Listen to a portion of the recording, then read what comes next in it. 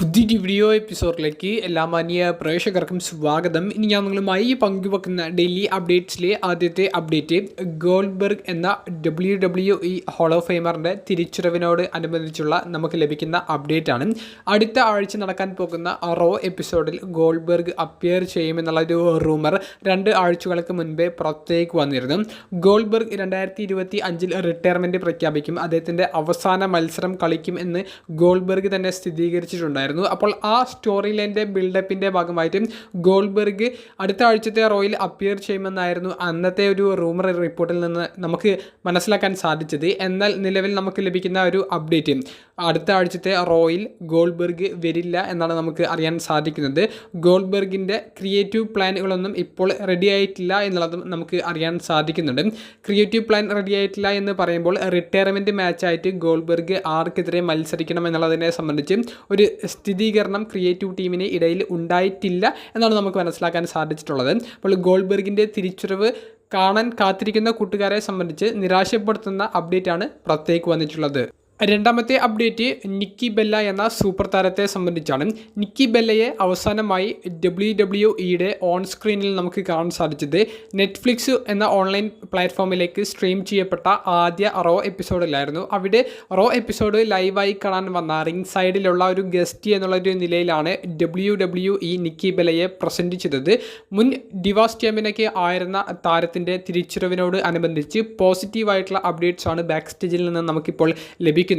നിക്കി ബെല്ലയോട് തിരിച്ചുവരവിനോട് അനുബന്ധിച്ചുള്ള discussions WWE management സംസാരിച്ചു തുടങ്ങിയിട്ടുണ്ട് എന്നും 2 സൈഡിൽ നിന്നും പോസിറ്റീവായിട്ടുള്ള ഒരു പ്രതികരണമാണ് ലഭിക്കുന്നത് എന്നും നിക്കി ബെല്ലയുടെ തിരിച്ചുവരവ് WWE റിങ്ങിലേക്കുള്ള തിരിച്ചുവരവ് നമുക്ക് ഈ വർഷം ഇനി വരുന്ന മാസങ്ങളിൽ നമുക്ക് പ്രതീക്ഷിക്കാമെന്നാണ് നിലവിൽ റസൽ വേർഡ്സ് റിപ്പോർട്ട് ചെയ്യുന്നത്. നിക്കി ബെല്ലയെ സംബന്ധിച്ച് TMZ എന്ന് പറയുന്ന ഒരു വെബ്സൈറ്റും നിക്കി ബെല്ല ട്രെയിനിങ് ഒക്കെ ചെയ്ത് തുടങ്ങിയിട്ടുണ്ട് എന്നുള്ളൊരു റിപ്പോർട്ട് കൂടി പുറത്തേക്ക് വിടുന്നുണ്ട്. അപ്പോൾ നിക്കി ബെല്ലയുടെ തിരിച്ചുവരവിന് കുറേയധികം കോടിക്കണക്കിന് റെസ്ലിംഗ് ആരാധകർ കാത്തിരിക്കുന്നുണ്ടായിരുന്നു. അവർക്കെല്ലാം ഒരു സന്തോഷകരമായിട്ടുള്ള ഒരു അപ്ഡേറ്റ് ആണ് പങ്കുവെക്കാനുള്ളത്. നിക്കി ബെല്ലയുടെ തിരിച്ചുവരവ് ബാക്ക് സ്റ്റേജിൽ വലിയ ഒരു പോസിറ്റീവ് വൈബിലേക്ക് കൊണ്ടുപോകും. റെസ്ലിങ്ങിൽ നല്ല എക്സ്പീരിയൻസ് ഉള്ള വെറ്ററൻ വുമൺ റെസ്ലറാണ്. അപ്പോൾ പുതുമുഖ വുമൺ ഡിവിഷനിലെ റെസ്ലേഴ്സിന് ഈ താരത്തിൽ നിന്ന് ലഭിക്കുന്ന ഒരു എക്സ്പീരിയൻസ് അത് വേറെ ലെവലായിരിക്കും. അതുകൊണ്ടാണ് നിക്കി ബെല്ലയുടെ തിരിച്ചുവരവിന് WWE ഇപ്പോൾ കൂടുതൽ ശ്രമങ്ങൾ നടത്തുന്നത്. പോസിറ്റീവായിട്ടുള്ള വാർത്തകൾ തന്നെ ഇനി വരുന്ന ദിവസങ്ങളിൽ ലഭിക്കുമെന്ന് കരുതാം. അവസാനമായി പങ്കുവെക്കുന്ന അപ്ഡേറ്റ് ബ്ലഡ് ലൈൻ എന്ന് പറയുന്ന ഫാക്ഷനെ സംബന്ധിച്ചാണ്. ബ്ലഡ് ലൈനെ സംബന്ധിച്ച് ഏറ്റവും നിരാശപ്പെടുത്തുന്ന ബ്ലഡ് ലൈൻ്റെ തന്നെ ഭാവി സ്റ്റോറി ലൈനിലേക്ക് കൂടുതൽ ചോദ്യങ്ങൾ ഉന്നയിക്കപ്പെടുന്ന ഒരു അപ്ഡേറ്റാണ് നമുക്ക് ലഭിച്ചിട്ടുള്ളത്. ബ്ലഡ് ലൈൻ ഇപ്പോൾ സോളസിക്കോവയുടെ നേതൃത്വത്തിലുള്ള ആ ഗ്രൂപ്പിനെയാണ് നമ്മൾ വിളിക്കുന്നത്. സോളസിക്കോവയും റോമൻ റീൻസും തമ്മിൽ ഉലാഫാലയ്ക്ക് വേണ്ടി കളിച്ച മത്സരത്തിൽ സോളസിക്കോവ ദയനീയമായി പരാജയപ്പെട്ടു. അതിനുശേഷം കഴിഞ്ഞ സ്മാക്ഡൗൺ എപ്പിസോഡിൽ അതിനെ അഡ്രസ് ചെയ്യാൻ വേണ്ടി വന്ന സോളസിക്കോവ കാണികളുടെ കൂവൽ കാരണം ഒന്നും പറയാതെ അവിടം വിട്ടു പോകുന്നതാണ് നമുക്ക് കാണാൻ സാധിച്ചത്. അപ്പോൾ ബ്ലഡ് ലൈൻ്റെ ഫാക്ഷൻ്റെ ഭാവി എന്ത്, അതുപോലെ തന്നെ സോളസിക്കോവയുടെ ഭാവി എന്ത് എന്നുള്ള ചോദ്യങ്ങളൊക്കെ ബാക്കി നിൽക്കുന്നതിൻ്റെ ഇടയിൽ ഇപ്പോൾ ലഭിക്കുന്ന ഒരു അപ്ഡേറ്റ് ബ്ലഡ് ലൈൻ ഇനി സോളസിക്കോവ, ജേക്കബ് ഫാറ്റു, ടമ ടോങ്ക, ടോങ്ക ലോവ തുടങ്ങിയവരുടെ 4-അംഗ ഗ്രൂപ്പിന് ഇടുന്ന പേരായിരിക്കില്ല എന്നാണ് നമുക്ക് അറിയാൻ സാധിക്കുന്നത്.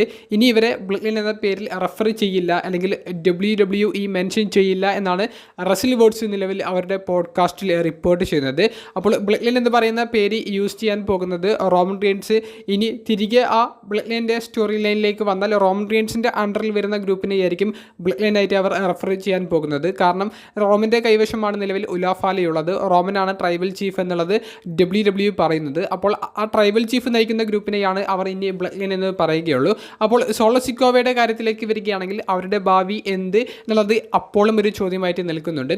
സോളസിക്കോവയെ ഗ്രൂപ്പിൽ നിന്ന് പുറത്താക്കിക്കൊണ്ട് ടമ ടോങ്ക, ടോങ്ക ലോവ, ജേക്കബ് ഫാറ്റു തുടങ്ങിയവർ 3-അംഗ ടീമായിട്ട് മുന്നോട്ട് പോകുമോ എന്നുള്ള ഒരു ചോദ്യം ഇപ്പോൾ ഉയർന്നു വരുന്നുണ്ട്.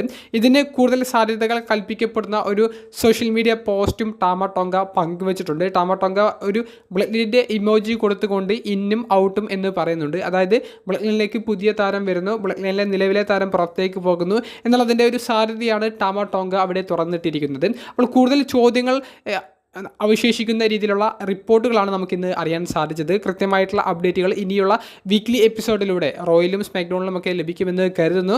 വീഡിയോ സംബന്ധിച്ചുള്ള നിങ്ങളുടെ അഭിപ്രായങ്ങൾ കമൻറ്റ് ബോക്സിൽ ഒന്ന് രേഖപ്പെടുത്തുക. അപ്പോൾ അടുത്തൊരു വീഡിയോയുമായി കാണുന്നത് വരെ ബൈ.